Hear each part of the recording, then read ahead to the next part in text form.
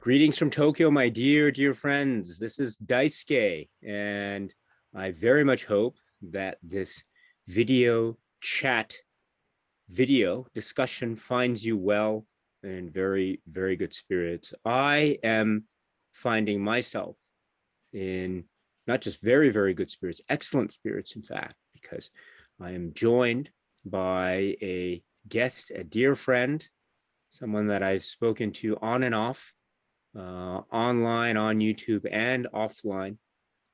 He is a person who has so much cinema knowledge and passion for physical media releases, recent releases, Criterion, Arrow, you name it. Dear friend of ours, won't you please join me in welcoming Christian? Christian, hello, my dear friend. Hello. Thank you so much for inviting me on. This is such a treat. I've actually, for years, have been wanting to speak to you, and you were one of my main inspirations for creating my channel. So I remember watching your videos after seeing a Reddit post called The Mr. Rogers of film collecting on YouTube. And I was hooked, watched a few videos, especially all 943 Criterion release video. That's how long I've been watching. It's been a while, and this is just amazing. I'm really happy to be here. Oh, Christian, you are very kind indeed. Thank you. So you have been around since what I'd like to call the early days. So thank you so much. Wow, I didn't realize that, actually. I didn't realize that that those videos, what was it, those well, whatever, how many parts I just sat and just showed the each yeah. So that was, thank you so much for that. That's very kind of you. I'm very touched, very moved. You've spoken a lot, but as you say, I think this is our first chance to speak actually very directly, and to hear from you one-on-one about your own cinema journey. And so I am so thrilled to have you on, my friend. Really, I'm looking forward to this immensely. But before we go, I should mention, or please, could you let us know, just as a little bit of an introduction, maybe let's start. You mentioned your YouTube channel. So would you mind, before we begin, just to let us know and to let everyone know who might be meeting you for the first time, Christian. So could you tell us about your YouTube channel and what it is you do there and what it is you talk about, and what is it? Yeah, so my YouTube channel is Christian's HobbiBlog. It's a hobby with an I. I called it that way back in the day because I was actually rushing to make a channel because I was invited on to a different channel and podcast. And I was like, well, I got to put my name out there somehow. And I wanted to be a little flexible with what kind of videos I could do, because I didn't want to be like Christian's Movie Den or anything like that, or just pigeonhole my channel. So I was trying to invoke like a fantasy feel with The Hobbit and hobby. So that's kind of the explanation for it. It's a weird channel name, but I haven't found one better that's as flexible. But for the most part, I review movies mostly. I do a lot of Vinegar Syndrome releases, actually, because I'm a subscriber for the 2022 releases.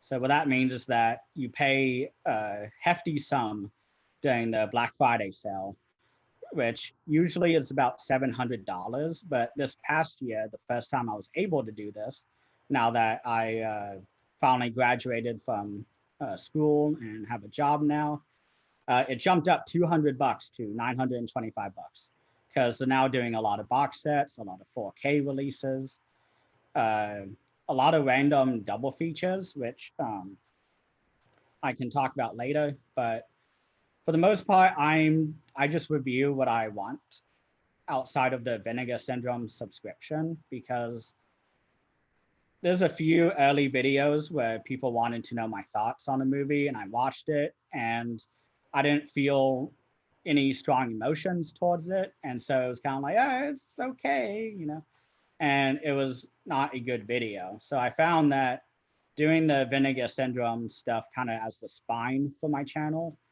and then doing just whatever movies I feel like doing is a lot better for the channel. Some of my favorite videos from, I guess, the early days for me, which is last year, March 4th or 3rd is when I made my channel. And some of my favorite videos from back then have been ones where I bought a movie on the Arrow sale. Arrow has been knocking it out of the park for these type of videos for me, where I buy a release of theirs and I'm just kind of like, oh, I'll just watch it. You know, I've been into it. Some of them are Giants and Toys, uh, Don't Torture a Duckling, the Lucio Fulci movie, all these different movies that I've reviewed that I wasn't planning on reviewing. But when I dived into the behind the scenes and read the booklets with them, I needed to tell somebody. And I don't have really many people outside of YouTube to discuss movies with. So this channel was kind of my huge motivation to do that. And so uh, I talked about Giants and Toys for like 15 minutes, which if you go on the letterbox reviews, a lot of it is 3 out of 5 stars. So it's, you know, it's an average rating. But for me, it was such a great encapsulation of Japanese cinema, from what I understand, from the transition from the golden age to the television era. And so, and then with Don't Torture a Duckling, there was a special interview on there, especially where it was a, I guess, Lucio Fulci scholar. And he was talking about this whole concept in that movie of the outsider versus the inside, the us versus them, and all, the religious angle, the rural versus urban angle, all these different things I've never even thought about and Don't Torture a Duckling. And so that was definitely one of my favorite videos that I had ever made up to that point. But lastly, I also do haul videos, which lately, I don't know why, but my channel has been getting a ton of views. I averaged about 15 to 20 views a video. Now I'm getting 2 to 5,000, and it's been blowing me away. I'm Everything's kind of exploding right now with the vinegar syndrome videos, and then I can see on the analytics, which I am obsessive on statistics and analytics. So I check that like every hour or so, and I love seeing how many views it gets, what people are searching for when they find my videos. Which some of my videos I covered I've covered more hardcore movies like Abel Ferrara's Nine Lives of a Wet Pussy, which uh, is not a movie for everybody. It's a hardcore pornography film, but that's where he began. I thought it had historical merit, and I discussed the commentary track for the most part, because I'm not a big Abel Ferrara kind of guy, because I've seen Driller Killer many times trying to get it, but I still think it's just an okay movie, which is fine. I love the cover, so that's what matters with the video nasties. But I do cover all types of films. So some of my search terms that I find, it's pretty indicative of someone looking for something else and then clicking, oh, Nine Lives of Wet Pussy. Oh, it's just some guy talking about an Abel Ferrara film. What? And it's always funny looking at the analytics.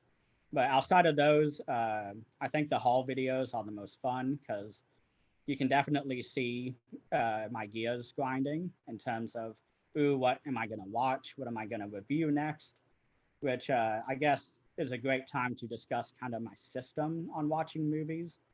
Is that I have a table out there, kind of that way, that's has all my watch list movies, which are mostly rewatches and new acquisitions, and then the Vinegar Syndrome movies, which I've finished for the whole month already. So all those videos are out in the ranking for anybody who is interested. But Out there, it's about 30 releases, kind of stacked, side by side, kind of like how my shelf is. And over here behind my computer, actually, I have stacks upon stacks of movies. Of one stack, which is on this side, uh, that's ready to go to be transported to the table in front of my TV, where I can now watch from there. I don't watch any movies that are stacked over here on this table, which is in my bedroom. So I just kind of have my shelves behind me, and that's how my setup is. But I just put over a bunch of Arrow Video Easter sale items, and then I think a few 88 films. I've been going through a Jackie Chan phase lately, buying every single movie that even features him from 88 films, because that's a company that I never really looked into. And ever since I went region free back in January, around the time when I moved in to my own apartment, it's exploded. My collection has grown by about 150 releases because I keep track of that and try to keep track of how much I spend, all of that. And my collection is not big, but all these shelves, it's a 5 shelf configuration. And they were not at all full when I moved in. I set up this first one and it filled up with whatever I had already. And I set up the one on my left here. Oh, I guess it's left. That was pretty much empty when I first put it up, and it's been a lot. I can kind of move out of the way, but there's a lot of Severin, Shout Factory. Um, I'm not sure what the DVDs are up there, but this is my big Vinegar Syndrome along the bottom too. Trying to find my finger. There it is. This is like my big Vinegar Syndrome, and on this side is my big Arrow Video and 88 Films collection, which the light is not helping to identify the movies. But down here is more my 4K not unlimited, but limited arrows. So you can see Dune, Graveyards of Honor, Last House on the Left, which was my first Arrow Video release I got. And I got it for like $15 on eBay because I just seen Last House on the Left on Amazon Prime, and it was like a VHS version. It looked really bad. And so I wanted the latest Blu-ray, which I may have started collecting around 2016, at least in earnest, of knowing that I'm a collector now, outside of just buying whatever movies. So Last House on the Left, I didn't find out till much later that it's worth like $50 now. And I got it for 15, so I really lucked out there. But my Criterions, I've taken out a lot of them because I have show and tell. But of my cinema journey. But kind of at the end here and all along the bottom, and then the shelf all the way on the bottom is some more Shout Factory, Screen Factory. A little bit of Eureka. Eureka's a new company too, because it hasn't been long since I've gone region free. So, but yeah. Wow, amazing, my friend, amazing. And you say there's so much there to talk about, I think, and because it sounds fascinating. I mean, you started with Masamura and then Lucio Fulci, and two films that I also am very fascinated by, each for its own reason. So reasons, I should say. Don't Torture a Duckling. That is a very fascinating film.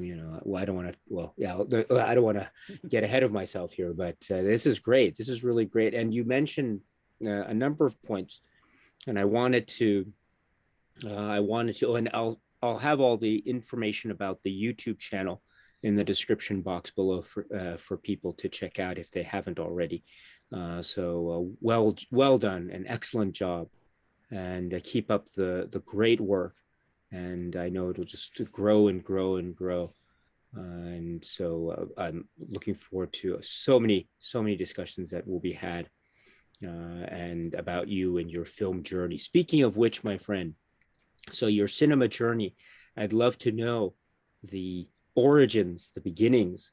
What were some of those films that you remember growing up that had a big impact upon you and that made you become, or that were stops along the way, so to speak, leading you to the cinema lover that you are today? What were some of those first early cinema memories for you?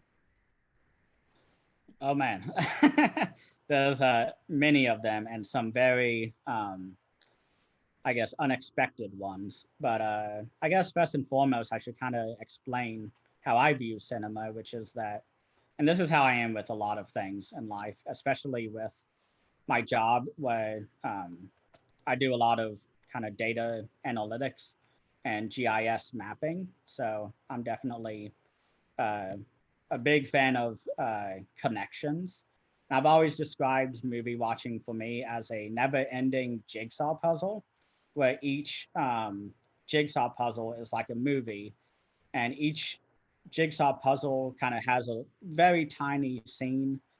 And some of them, there's like a tiny hint of a leg, if it's like, animal, animals in a barn, or it can be a candy cane or whatever. And I liken that to kind of the genre that a movie is placed in, or the decade, or the director, or just anything like that. It's very nebulous. And when I watch another movie, I try and find a way to connect it to the other one. If it's not connectable, then I stick it in the other side, kind of like when you're building a jigsaw puzzle, or at least putting it together.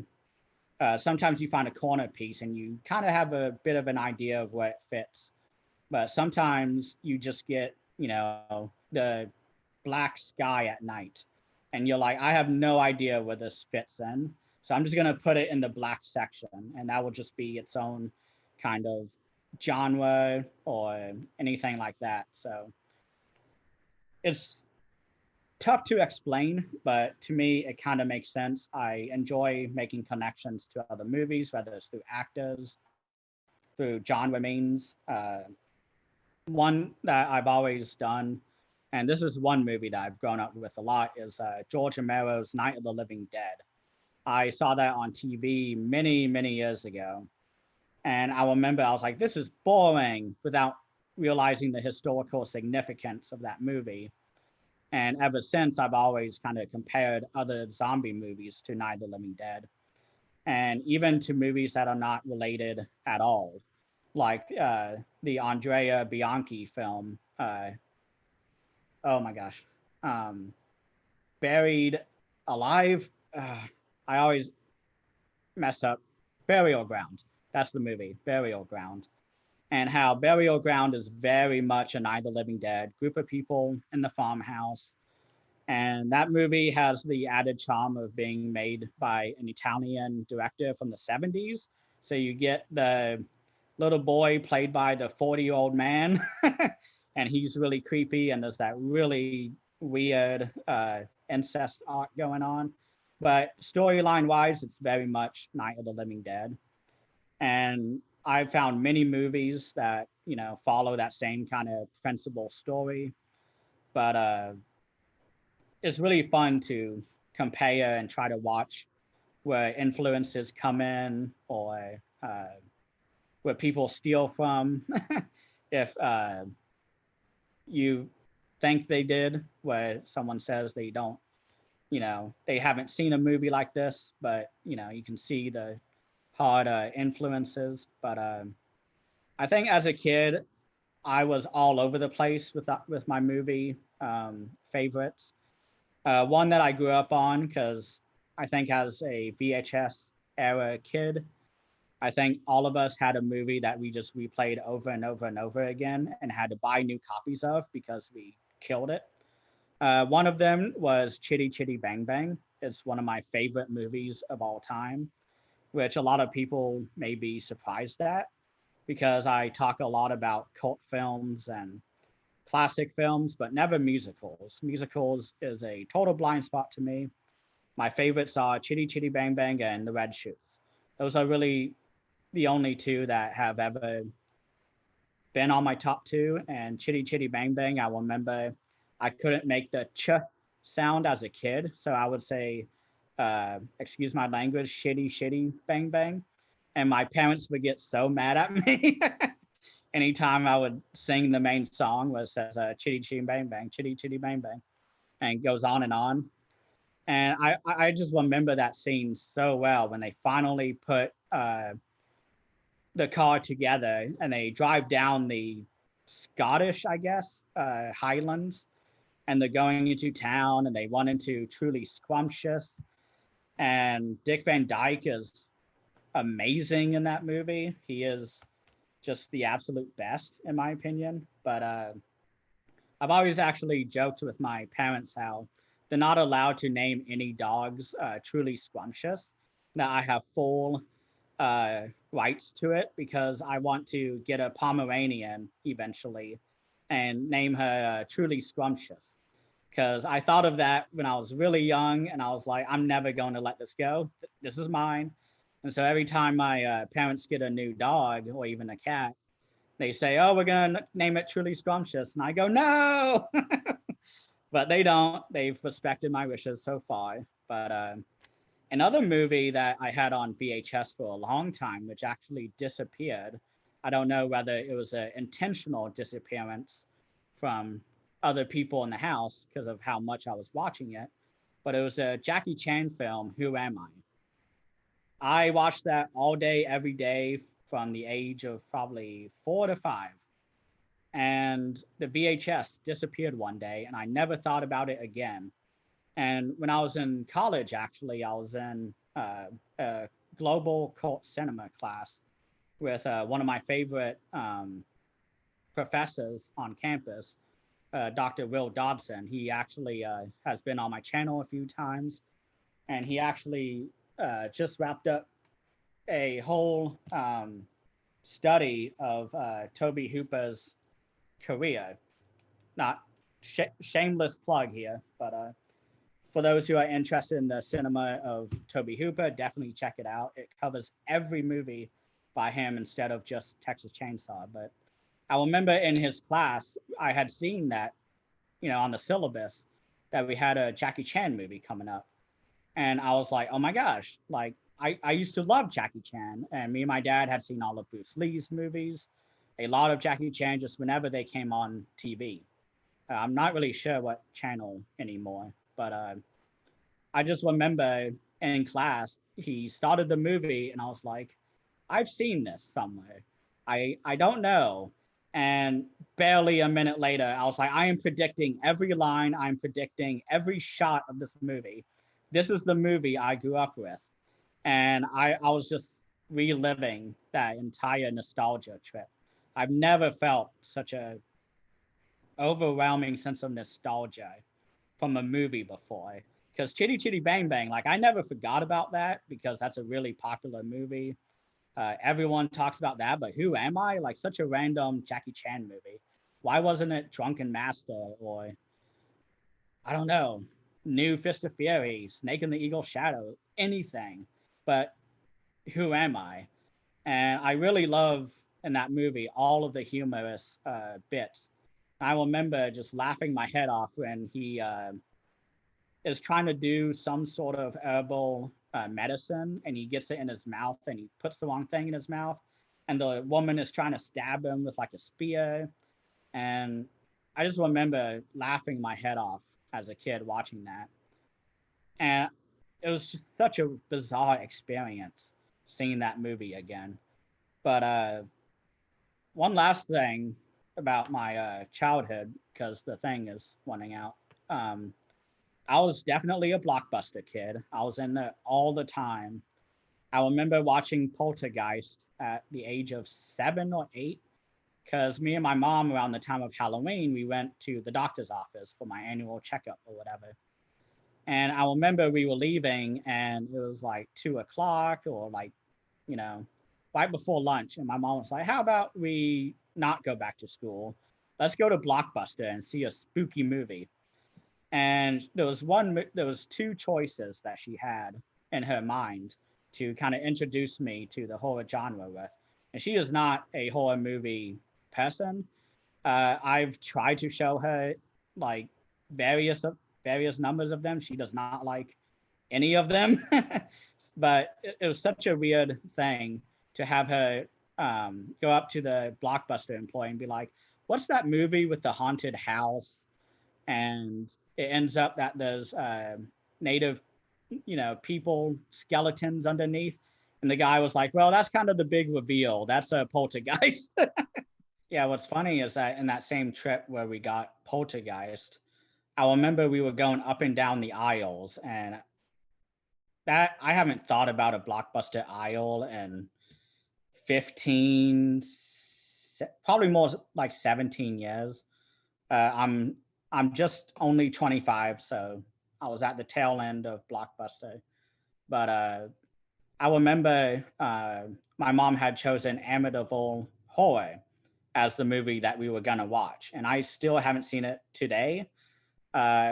Maybe it's that Blockbuster thing where we actually went to the desk with Amityville Horror, and my mom was like, "Oh, I have this movie here, but I was just kind of wondering, like, what's that movie, with the native skeletons under the ground?" And the guy was like, "Oh, bit of a spoiler. That's Poltergeist, but you do not want your son to watch that movie." Amityville Horror, because that's an R-rated movie for this and this and this. My mom was like, "Oh, I don't really remember it being that bad," but I think it didn't really matter because Poltergeist still traumatized me as a kid. Mostly the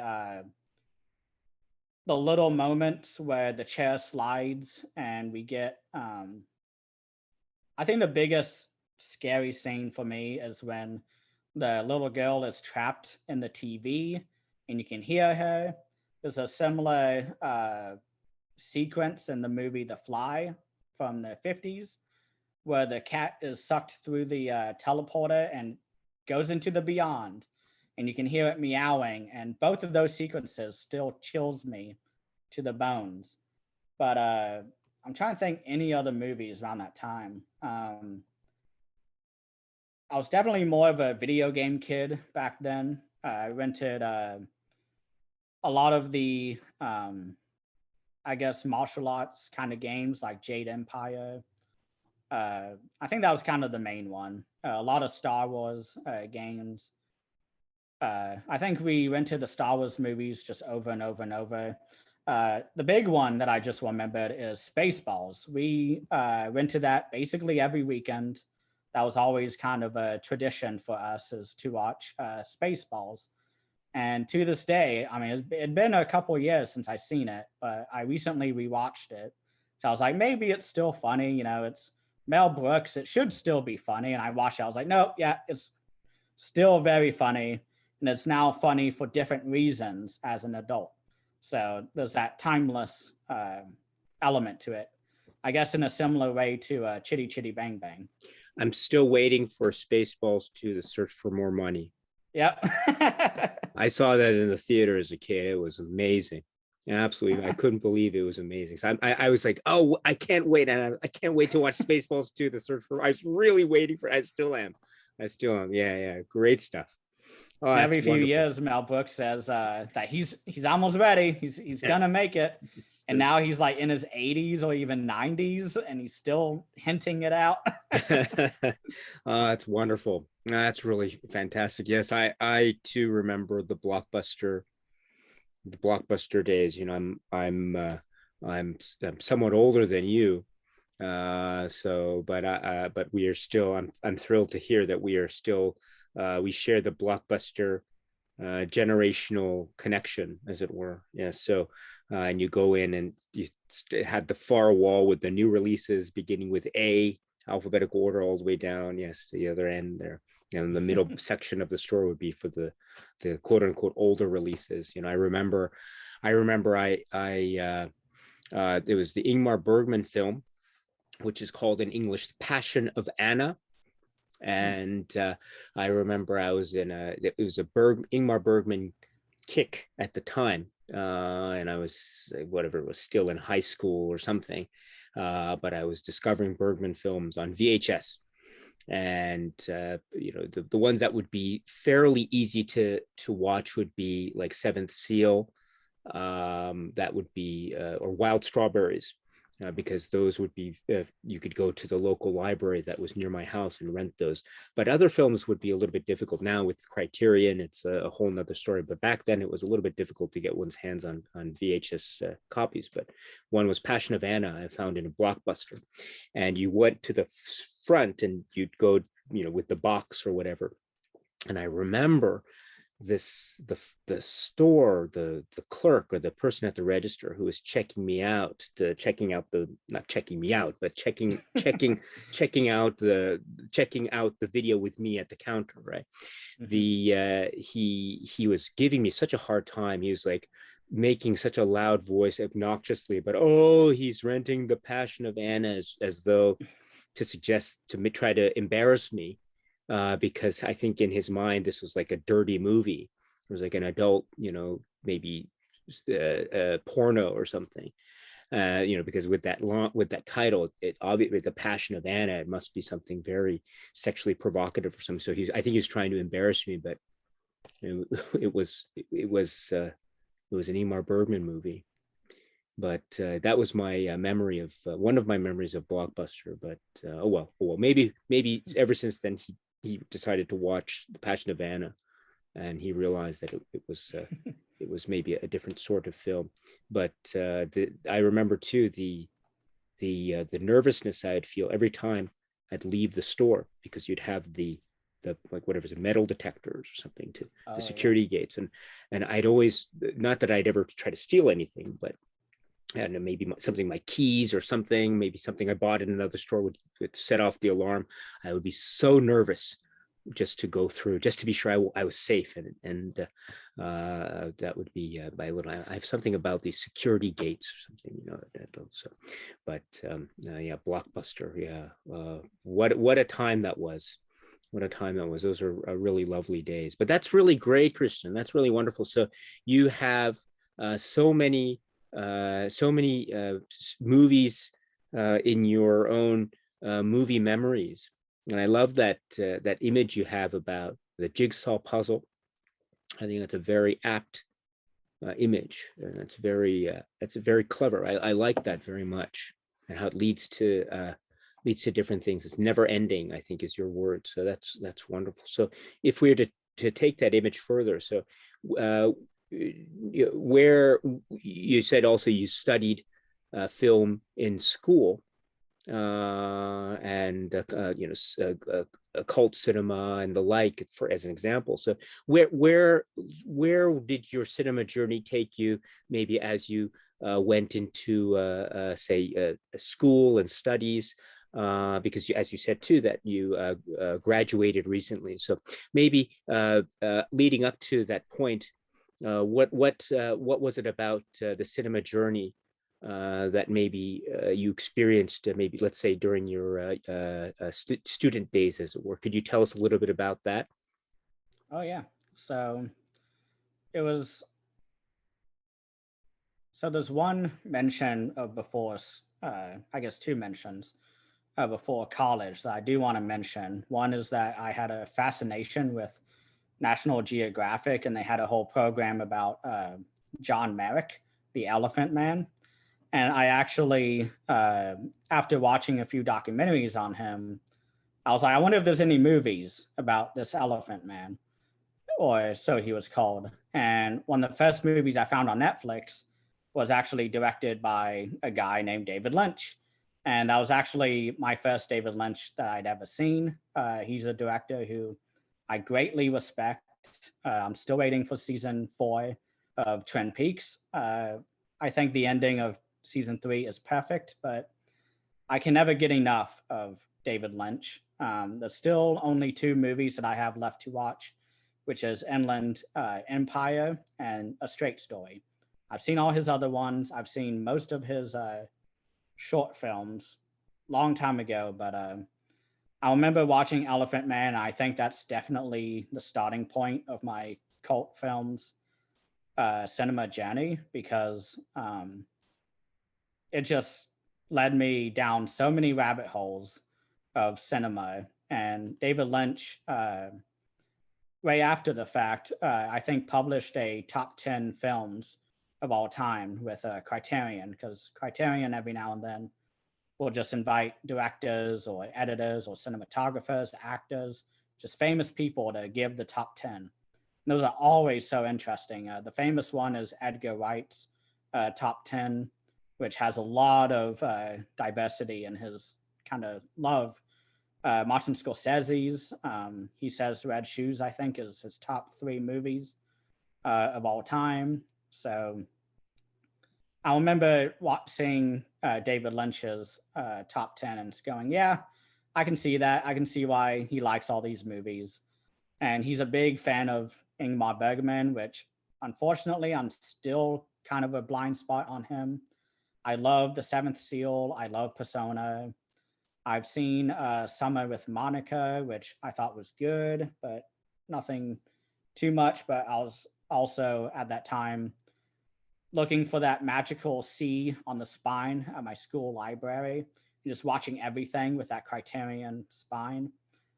And that was around the time that in school that I'd taken my first films course, which was film appreciation, which was more about a history of film, which definitely gave me kind of the skeleton of what I needed to know: simple camera techniques, editing, acting, all of that. We watched, I think, Trip to the Moon, the one with the rocket in the moon's eye. We saw that. We saw Citizen Kane, Bonnie and Clyde. Trying to think. I think not Desperado, but Deliverance. We saw Deliverance in there, which I think I love that banjo scene, but everything afterwards is so dismal. It's a great film though. It's very depressing though. But so after taking that course, I felt like I was armed enough to start my cinema journey.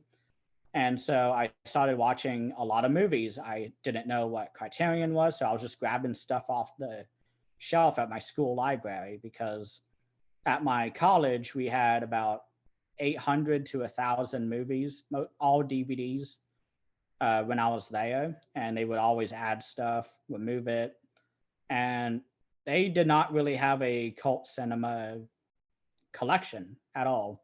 A lot of classics, so I was able to really dive into.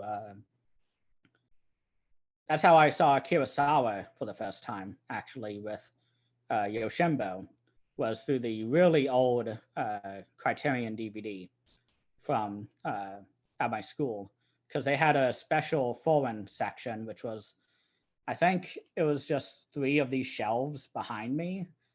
Like, that's all they had.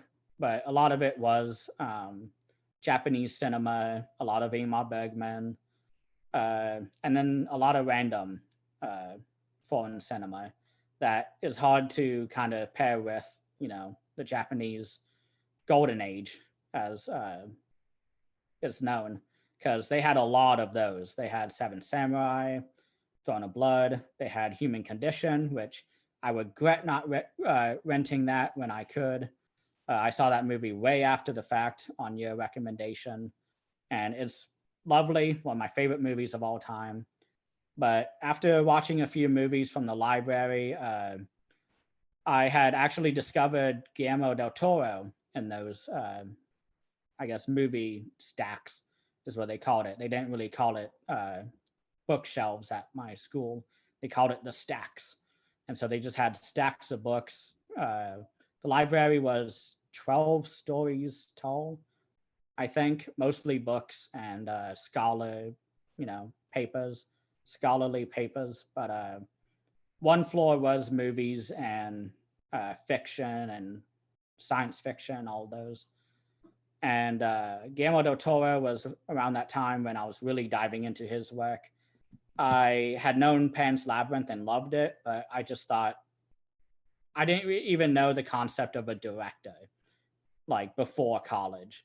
about the whole like each director has their own style and deliberate choices that they make or deliberate camera angles, all of that. I knew of directors like David Lynch through my Elephant Man experience, but I just always assumed that directors just kind of flip flopped scripts around, and there was really no order to what kind of movies they made. But some of them do in a studio system, mostly like the westerns, uh, way back in the day when John Wayne was around. But I took my second film course, which was Global Cult Cinema with Dr. Dodson, and that's where it just blew everything out of the water because I love classic films, of course, but the cult cinema is definitely what I love, where I thrive.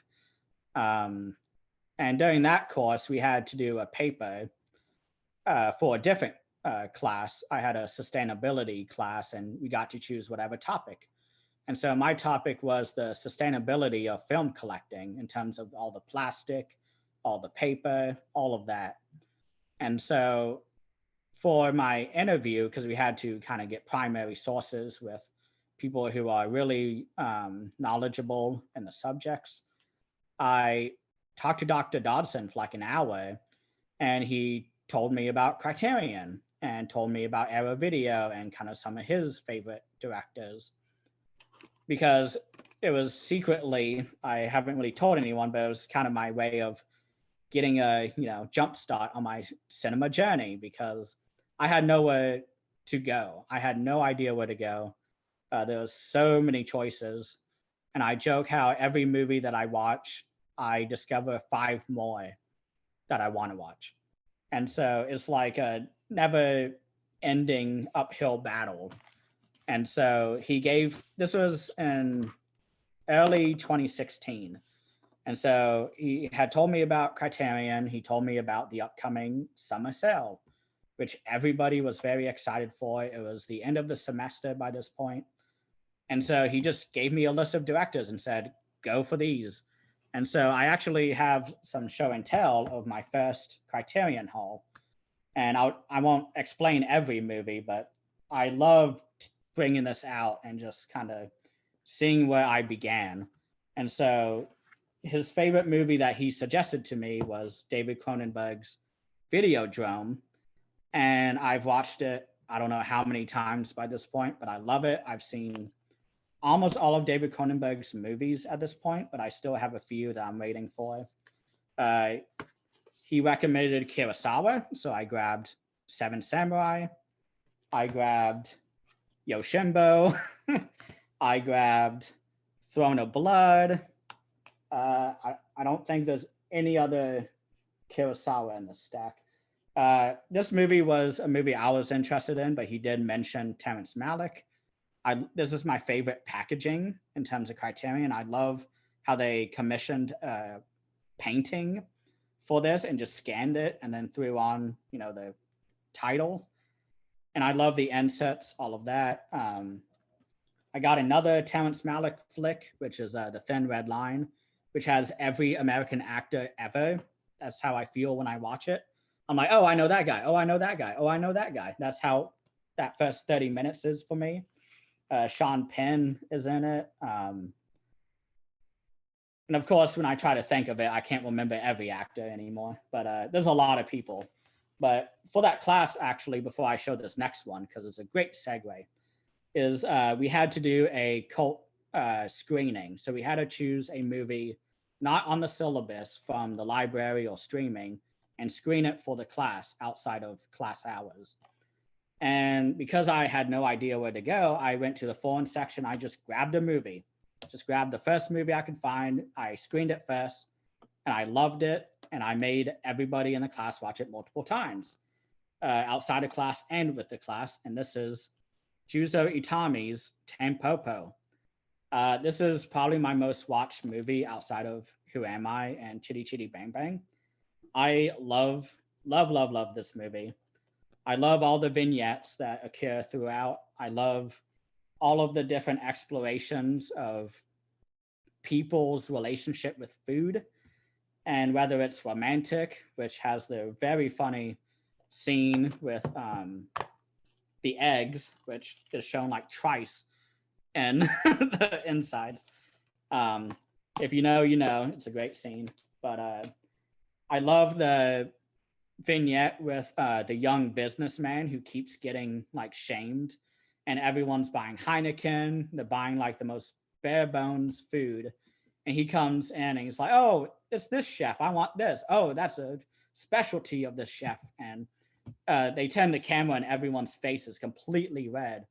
Which, if you haven't seen the behind the scenes documentary that was directed by Juzo Itami, where he goes from the moment he started writing the script all the way to release, he talks about how they did that effect. Because I've always been like, okay, I assume it's paint, but they had some special process and special lights to get the faces like that, and it's a great, great scene. That entire movie is amazing. I haven't seen it for a while, so I'm hoping when the funeral comes out, which I haven't seen, I'm hoping to do a double feature because I know the main actress who was his wife is also in that one, Nobuko Miyamoto. Okay, I had to check to make sure I didn't get it wrong, but I know she's in that too, and a lot of the cast, from what I understand. I don't look up trailers. I don't read up on movies until I watch them. That's a rule that I've always had for myself. I don't like to be spoiled. When I go to the theater, I'm like this the whole time. I saw the movie X recently in theaters, and they had a trailer for Everything, Everywhere, All at Once. They had a trailer for Men, which is the new. My brain says to say Andrew Garfield, but it's not. It's Alex Garland, I think, is the director. He did some other movie that I loved, but there's my brain is full of too much, and so I can't remember exactly what he's done. But I saw a bunch of trailers basically before I saw that movie, and the whole time I was just looking away because I don't like spoilers at all. I don't like trailers at all. I haven't seen a trailer outside of the theater in many years. I try to avoid them at all costs. And so I can't wait to check out The Funeral, which is getting a Criterion release, I think, this month or June. I would have to think. But to continue on this haul, because I still got about 8 movies to show, this next one is one that everybody was theorizing about. This was before Kier, which is a movie that I always see pop up on, I Want This Now on Criterion, or, Citizen Kane or Taxi Driver, any of those. This was the first movie I saw pop up a lot, and it finally came out. Andrei Tarkovsky's Stalker. That was the most heavily noted movie for everybody on what they wanted to see in Criterion. Now, remember it came out, and I waited until halfway through the month because it came out on the 15th of July, I guess, of that year in 2016, 2017 maybe. But I remember I got that, and I've seen all of his movies. I love reading about it. I love discussing it, but I don't actually like watching his movies, which is a very weird thing. But I think Solaris is my favorite movie to watch because for me, I can't really do that really, really slow pacing. I need something a little bit more. But I still love his movies a lot in terms of the analyzing and watching the behind the scenes. So that's why I collect a lot of him before I get kind of fussed at. But this next one, I'm kind of shocked goes for so high now because it's out of print from Criterion. But this is one I got because it's a famous atmospheric horror film from the late 60s. It is Rosemary's Baby. This is now worth like $70, and I've debated on selling it just to get some more Criterions. But I love the movie way too much. I have different thoughts on the director, but the movie itself I love a lot, and the extras. From what the ones I have seen, they don't. Trying to think. they attribute a lot of the talent and mastery to the actors and the editor and also the author, not just the director, which I don't want to get into the whole Polanski stuff, but I can separate the artist and the art in terms of this movie. But the next one is one that I got because I didn't realize that Criterion released this director until I saw it at my Barnes & Noble that day. It is Pan's Labyrinth by Del Toro. And I also got, try and pick it up here without dropping everything. But I also got Kronos and Devil's Backbone. So all of these were ones I saw on DVD at the school library. I really enjoyed Devil's Backbone. I think I still love that more than Kronos. Kronos is definitely interesting to watch in terms of contextualizing Del Toro's entire career. But I wish they would release more of Del Toro's stuff. I really thought Shape of Water was going to be one that would come out, but so far we haven't had word, and I haven't seen any leaks yet. So as far as I know, it's not being made. But the last two movies that I got this haul was a John Waters movie, which I'm very happy that Pink Flamingos is finally coming out, so I can continue on this divine ride, as you will. It is Multiple Maniacs. I've seen it multiple times now. I love it. I love very low budget movies. That's kind of what I've been focusing a lot on my movie watching, with shot on video trash from the 90s. And they're not trash in terms of quality, but in terms of the just what equipment they had available. It is very awesome that some of these movies were made. My favorite shot on video movie is Suburban Sasquatch, and I've been waiting for a Blu-ray of that for many years, and it just got announced on Blu-ray, and that came out of nowhere, like just from the void, and I could not be happier. But the final movie I got was another Dobson recommendation. I saw this on DVD before watching it, but it was announced soon after. It is Ghost World, which I love. Steve Buscemi, he is great in everything he's in.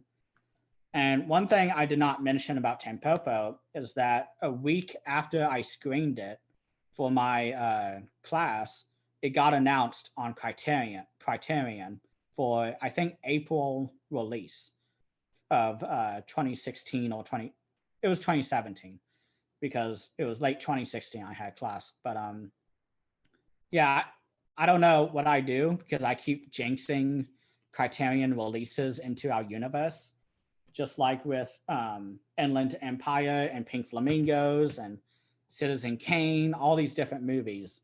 And from there, with that haul that was recommended to me by my film professor, it just set me off on a journey, and I'm still on it. I haven't slowed down at all.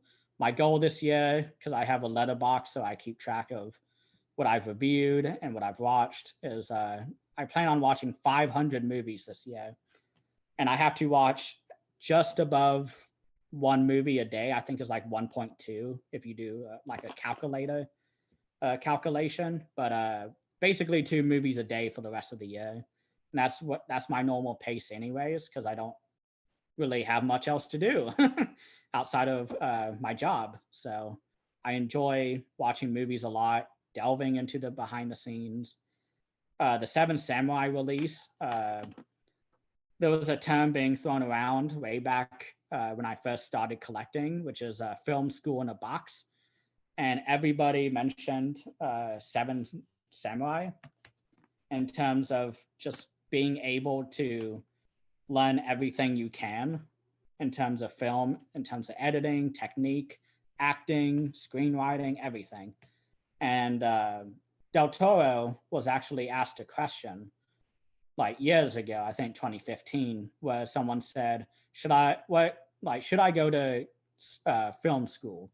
And he was like, just go through the Criterion collection. Like, you'll learn a lot more going through the Criterion collection and the special features than going to film school. And when I read that quote, I was like, okay, sold. And that's when I started going to the library and grabbing every movie with the C on the spine, because there was a few. That's how I saw a lot of Bergman films. Seven Samurai, no, Seventh Seal. I get the numbers mixed up. Seventh Seal, Persona, Summer with Monica. I haven't seen many others, but I just saw so many movies back in school days because I always front loaded my classes on Tuesday, Thursdays.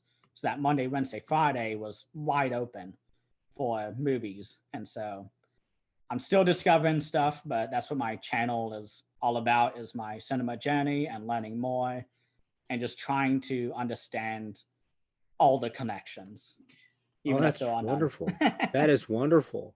Well done. I'm well done. That sounds like that's very exciting. And thank you very much for sharing your first Criterion purchase experiences with us. That's very fascinating. And you brought up so many points. I too am. I very much enjoy the Criterion collection and what it has to offer. So you mentioned a number of great things. I must ask you then, what are some of those films that you haven't seen yet, but that you are looking forward to? I mean, I think you've mentioned maybe that you have yet to see, for example, The Straight Story and Inland Empire. Are there any other films that you are highly anticipating, looking forward to watching for the first time, Criterion or otherwise? What are some of those titles that you're looking forward to, by the way? Oh, yeah.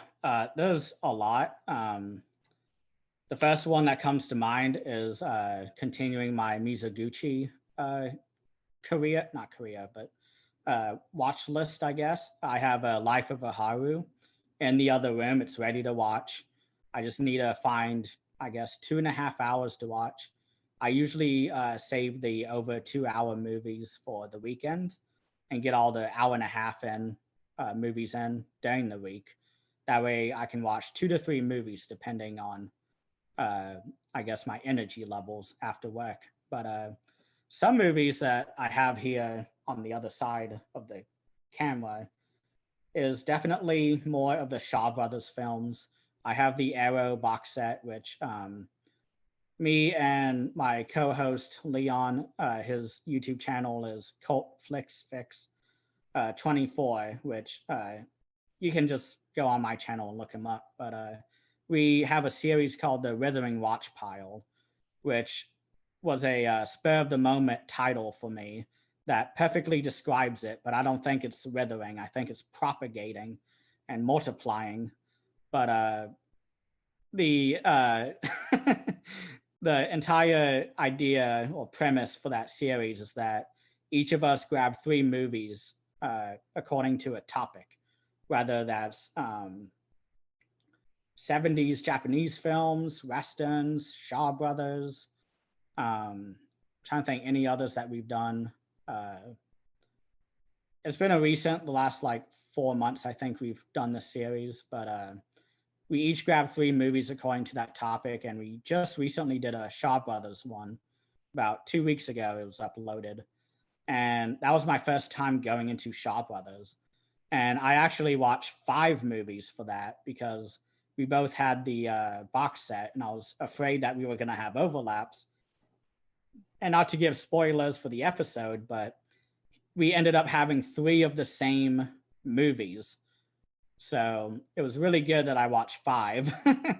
And that was kind of something we joked about because uh, I was on vacation that week that we were preparing for that episode.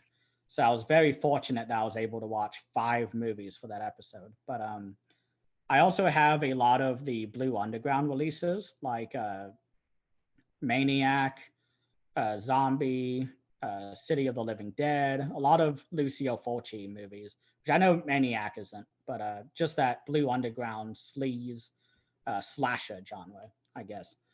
I finally picked up all of those because Blue Underground rarely has a sale, and they finally had one, and I just scooped them all up ended up with 2 copies of House by the Cemetery on accident. One's a 4K, one's a Blu-ray. And so those are ones I'm really looking forward to. Looking at, I just got the Daimajin trilogy from Arrow, which I'm really excited for ever since I found out that, not Arrow Video, but the people who did the Yokai trilogy did that series.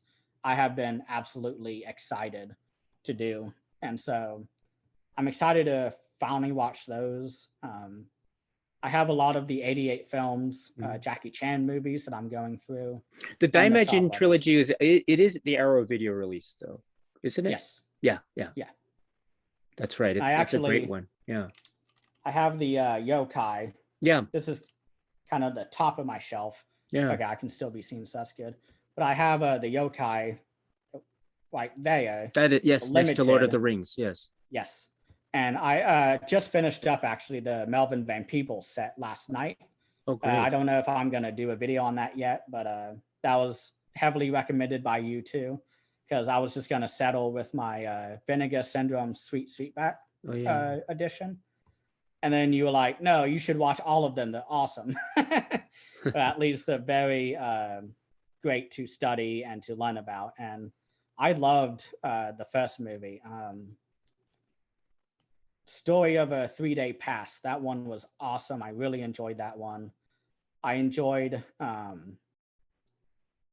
can't remember the titles that well, but Sweet Sweetback is a lot of, it's very interesting.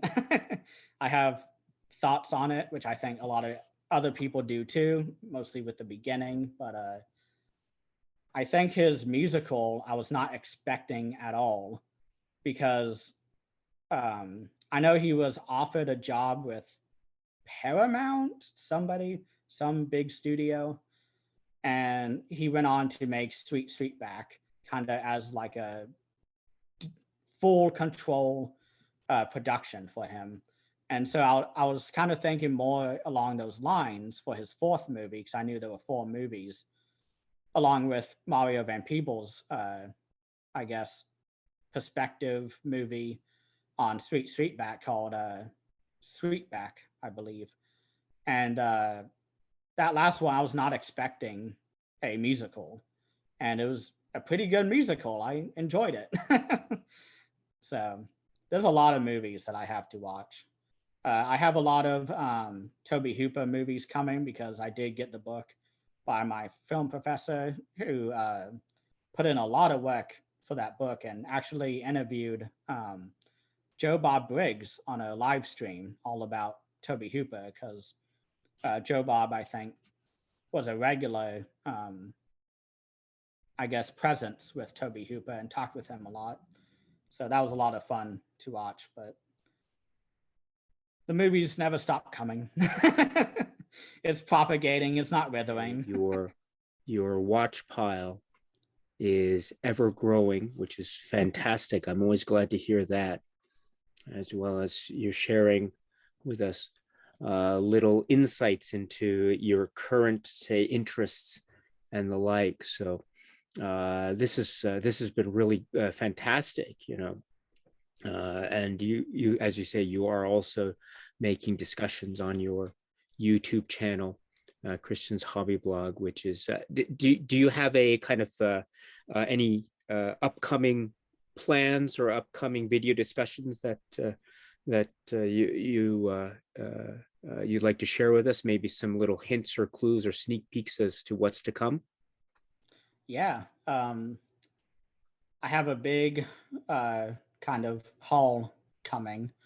It's actually here already. There's just more coming that I'm now doing. Just anytime I put a pile up on the other table, I do a new haul video. That's kind of the best that I can do for now. It also motivates me to watch more movies. But I may do something with the Shaw Brothers box set, maybe a ranking. I just finished the Vinegar Syndrome April package, which they just shipped it out like last week, maybe the week before. So I was very fast on that. might be why there's so many views on that. Everyone's researching whether to buy it because there's a huge Vinegar Syndrome sale next month on the 27th, I think. But they're bringing back a Miami Connection, which I'm very excited for, bringing that to 4K, a whole new cut of the film. So I'm definitely very excited to dive into those releases. Um, a Withering Watchtower episode will be filmed next week, and our theme for that is non-franchise slashers. So no Freddy, no Chucky, no Michael Myers, all of them. I'm very excited for that one. Definitely going to dip into the Blue Underground releases a lot for that one. Um, I'm looking at my other releases, trying to think of any other videos I would do. But one thing I've always wanted to do is a live stream series because I've live streamed a few times, mostly for the milestone, like my 50th, uh, 50 subscriber special and my 100 subscriber. And what's funny is that my 50 subscriber was early January, around the time when I first moved in. So all I had was just a white wall. I had no bookshelves, nothing. And then my 100 subscriber one was like a month or two later. So it doubled. And then I'm about to do a 150 subscriber live stream again. Not again, but another live stream. And so it's kind of surprising how much. But I guess one tease I can do for a video is I love the new company Era 4444. It is a new company. They put out just one movie so far. They just released another one, but they did Anatomia Extinction, which is kind of like a idea project brainstorming session for the director, which led to probably one of the most outrageous movies, the most lovely movies, in my opinion, Tokyo Gore Police. He directed that too, I think 10 years later. But they just released a new box set, which is more of a double feature, but it's the Funky Forest, The First Contact, and Warped Forest. And so this is still sealed. I just got it yesterday or the day before. But I love the I guess packaging a lot. There's a few crude images, so I'll cover it up. But I love all the different weird stuff. This movie was just, or this set was described as, what if David Lynch took a lot of acid in Tokyo and then met up with David Cronenberg, is what they said on the site. And I said, okay, I'm sold. David Cronenberg is one of my favorite directors. So is David Lynch. Something about those Davids. But I pre-ordered it. And what's crazy about their releases is that it's very limited. They do about 2,000 movies, or I guess copies, per release. And they've only done 2 releases so far. But the first one sold out very quickly. I think the hype around supporting a new company definitely attributed to that.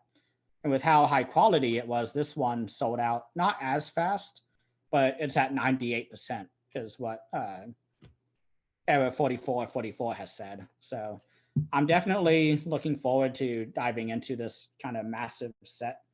I was not expecting it. They take a bit of a long time to release the releases, which is the only downside. But for a whole new company, that's what they do is just amazing. So I'm definitely going to dive into that double pack and going through all the special features. There's just a lot. I've seen a few gifs from, I think, AGFA. They do a lot of Instagram reels where they'll post trailers or just random out of context gifs. And the ones I've seen for these movies have been absolutely wonderful. So I'm really excited to dive in. It looks outrageous and disgusting, which is what I like. Oh, Christian, thank you so much. This has been so wonderful. Thank you. So you have the channel, Christian's HobbiBlog, and as I say, I will leave the link in the description box with some information for people to check it out, and to we can look forward to those future discussions. It sounds like there are many on the agenda. So Oh yeah. well done, my friend. Thank you so much. Before we go, one final thing before we go, could you let us in on some recommendations that you might have? It could be anything, physical media titles or recent releases or anything. What are some recommendations you'd like to leave us with? Oh yeah. So I grabbed probably my favorite Arrow box set and a few Vinegar Syndrome, because I know not many people know of Vinegar Syndrome all that well. But the Arrow box set that I have here is not the limited, but it's one I really enjoy. The packaging is immaculate. I love the spines, which I'll show in a second. But I'm really hoping that Arrow does a Ju-On set in the same style as this one. And this is, of course, the Ringu trilogy. This is the white box, the US standard edition. But you cannot beat Sadako slowly coming at you on the spines as she comes out the frame of the picture. Like, it is such a great release. They threw in, I guess, the original Lost is what they say, sequel called Spiral, which I haven't seen yet. I've been kind of waiting for October to rewatch these, but I really would love a Ju-On set of these movies. Kind of, I love a set for the Ju-On movies that are in the same style. I actually have Ju-On on Blockbuster DVD, which I can get up and grab it real quick if you want. But I would love, like, there's no Blu-ray of the Ju-On movies, and I really need it. I grew up on those movies. Those were some late night movie watches for me, but they were absolutely terrifying for me. And even the American remakes, The Ring and The Grudge, they're both just as scary, but more in a jump scare kind of way, which I'm not a jump scare kind of guy. I think it's a lazy tactic. But for those movies, it works very well, especially with the Ring movies, how the monster is coming out of the TV. So a jump scare, I think, is absolutely warranted in these movies. But real quick, let me grab my Ju-On. So.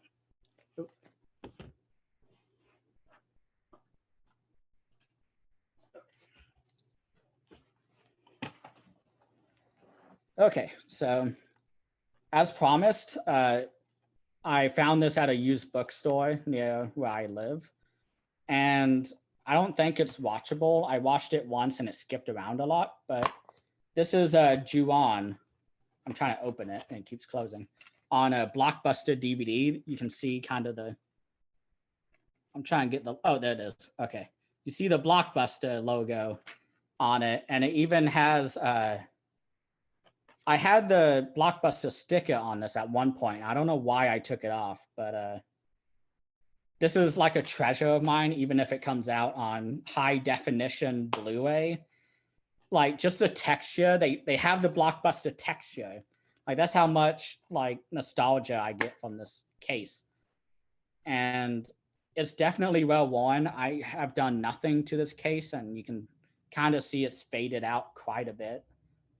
But shockingly, I didn't even know this until I just read it, but they have an audio commentary with Sam Raimi on this release. A Blockbuster DVD. Like, I did not know that until I just looked. But we need another set like the Ringu trilogy, but for that series. This next one is one I actually just reviewed for my Vinegar Syndrome April package, but this one is a movie that has been lost to the VHS days for many years. And Vinegar Syndrome, they give just as much love as Criterion when it comes to the releases. Except all of Vinegar Syndrome's releases are the most obscure, weird movies you've ever seen. And this one is Alien Private Eye. I love the slip covers. I think that's a big strength of Vinegar Syndrome. You have the really highly colored movies, or colors, I mean. on the cover. But you have a Michael Jackson looking guy as the main hero. I am covering up the woman though, but you have our main hero. He's an alien, and he's on vacation on Earth because he thinks Earth is Party City, and so he comes here and becomes a private detective because why not? And the only way to tell that he's an alien is his like a Spock-looking ears, like a Vulcan's ears, and that's why he wears the Michael Jackson hat instead of like what all the aliens do, as we learn in the movie, which is just have it surgically, cut off. But he wants that connection to his homeworld, and it's the most low budget movie ever. There's some really awesome explosions, which I think most of the budget went to. But there's a really great behind the scenes interview, which I talk about in my review, where they meet with this actor, I think 30 years after the fact, because this came out in the late 80s, yeah, 89. So it's been 33 years now. And they talk with him, and his entire life story is so interesting and not at all what I expected. And so another Vinegar Syndrome release, which I think is still my favorite one, and I consider this movie perfect.